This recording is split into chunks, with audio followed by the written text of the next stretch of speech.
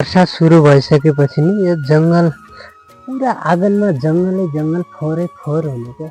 कस्तो झारपात भइरहेको छ यो, कसरी सफा गर्ने होला यति धेरै भएर चाहिँ कसरी सफा नगरौँ भने आँगन भयो।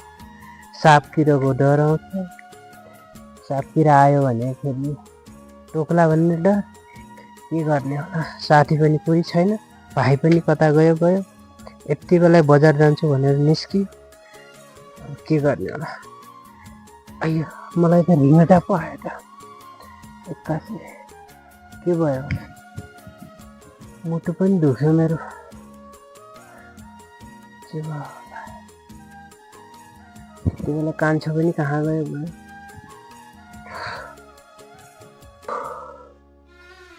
हे भगवान्, के गर्ने होला, छाती पनि लास्टै दुख्यो, टाउको पनि दुख्यो। कान्छो कति बेला आउँछ होला।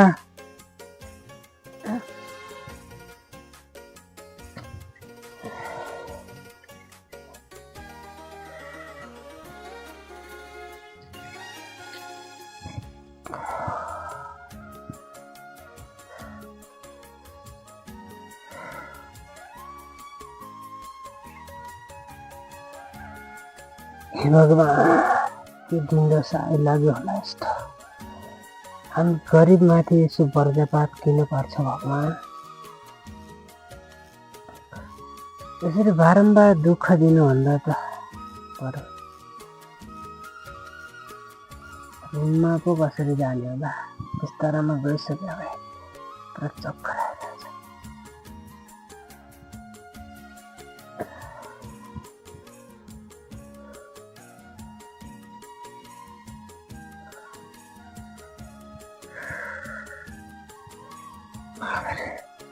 कति साह्रो छाती दुख्यो।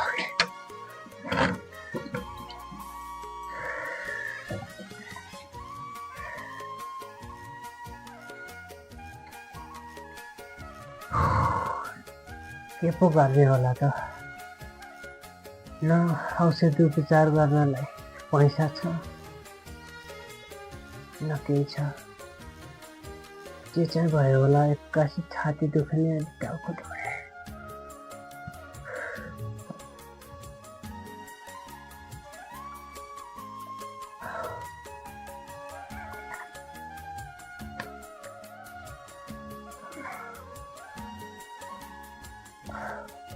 कान्छो पनि कति बेला आउँछ, यसलाई पनि यति बेला बजार जानु पर्यो।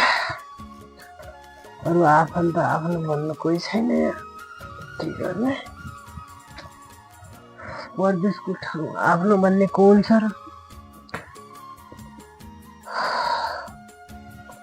हे भगवान्, आमा बाबा भएको भए साथमा यस्तो हुन्थेन होला। सानैमा आमा बाबा कहाँ छुट्नु भयो। भगवान् पनि कति निर्दय छ है।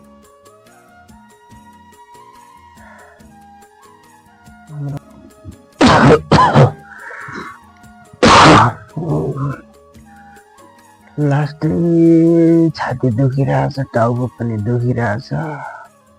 हुँदा अहिले खोकी पनि बढिरहेछ। अहिले त्यो कान्छो अहिलेसम्म किन आएन होला। अहिलेसम्म त आउनुपर्ने रात भइसक्यो। परदेशको ठाउँमा आफ्नो भन्ने कोही छैन, न साथमा मोबाइल छ। के गर्ने, मोबाइल भइदिएको भए पनि कसैसँग खबर पठाउँ भने पनि के गर्ने, आफू बिरामी भयो। लिन जाउँ भने पनि कहाँ जाने, कसो गर्ने होला, कहाँ चाहिँ गयो होला। हे भगवान्, चाँडो घर आओस्, यसलाई केही नहोस् भगवान्।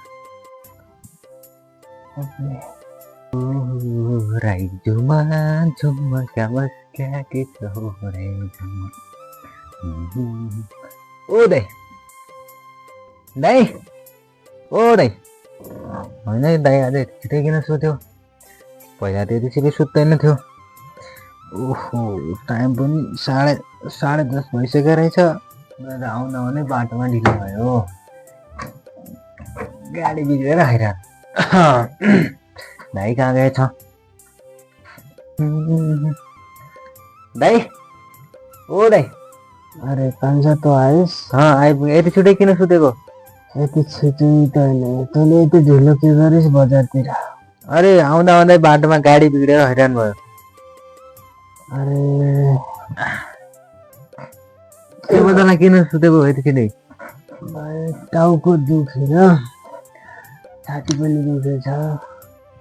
दिनमा आँगनमा अलि झारपात भएको थियो, त्यो निकालो भनेर गएको, एक्कासी टाउको दुख्यो, रिङ्गट आयो अनि छाती दुख्न लाग्यो। हैरान छु। अनि केही खाना बनाएर खाइस् त? नहीं के बनाउनु, म त त्यति बेलादेखि सुतेको, उठ्नै सकिनँ। अहिलेसम्म सुतेकै छु। तेरै पिर चिन्ताले कहाँ गयो के भयो भनेर हैरान छु। फोन गऱ्यो भने फोन छैन, के गर्ने? अलिक टाइममा आउनुपर्छ नि कान्छा।